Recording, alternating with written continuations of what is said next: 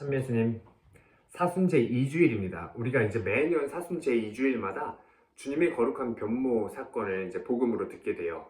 이게 사실 사순식이라는 이 여정을 걸어가면서 어떤 목표, 우리의 궁극적인 이런 목표를 이제 제시를 해주면서 지치지 않고 이렇게 사순식의 여정을 계속해 나갈 수 있도록 교회에서 그렇게 우리를 격려하는 의미가 아닐까 싶습니다.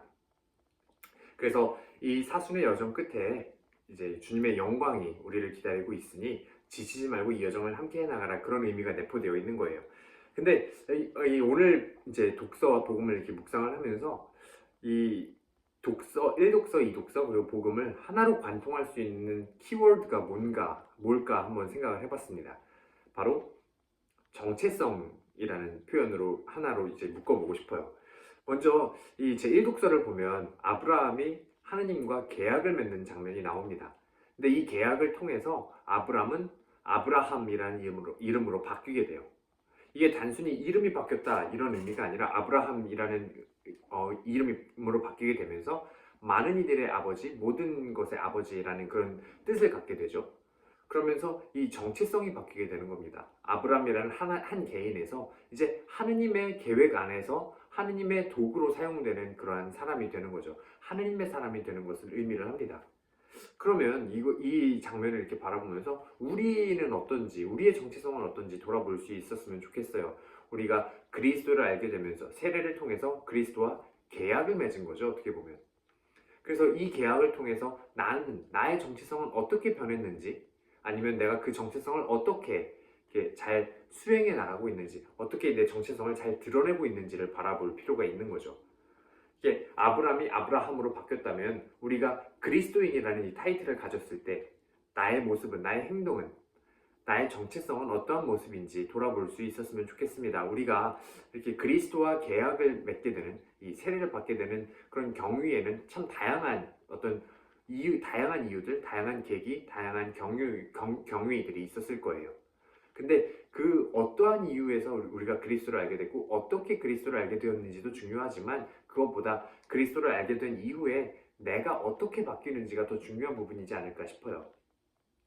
그래서 우리의 이 정체성을 제2독서에서 사도 바오로가 한마디로 표현을 해주죠. 우리는 하늘나라의 시민이다 하고 이야기를 해줘요.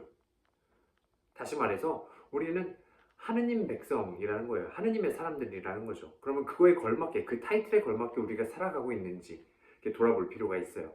그래서 사도 바울은 이 하느님 백성이, 하느님 나라의 시민들이 어떠한 모습으로 변하게 되는지를 이제 명확하게 이야기를 해주죠.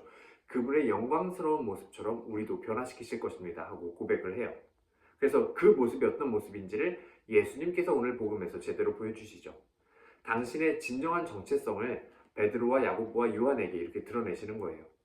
그래서 우리가 그리스도를 알게 돼서 그분과 계약을 맺고 그리스도인이 되었다면, 그렇게 우리가 예수님께서 변하신 그 모습과 마찬가지로 영광스러운 모습으로 변하게 되리라는 것을 약속해 주시고, 또 그러니까 계속 힘내서 이 길을 걸어라 하고 예수님께서 격려해 주시는 그러한 의미가 아닐까 싶습니다.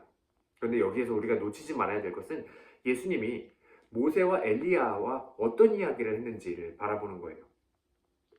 이 영광스러운 모습으로 변한 상태에서, 이 영광 속에서 예수님께서 그들과 나누신 대화는 당신의 순환이었습니다. 당신께서 예루살렘에서 이루실 일에 대해서 이야기를 나누죠. 순환과 죽음 그리고 부활을 이야기를 하십니다.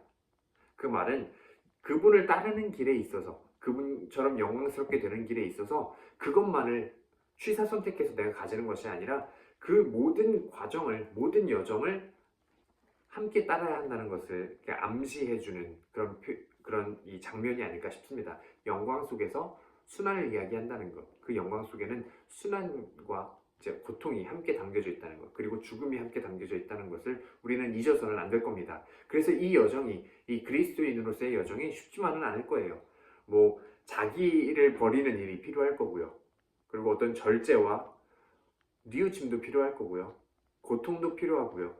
또 희생도 해야 될 거고요. 때로는 자기 자신을 죽이는 일을 해야 될 겁니다.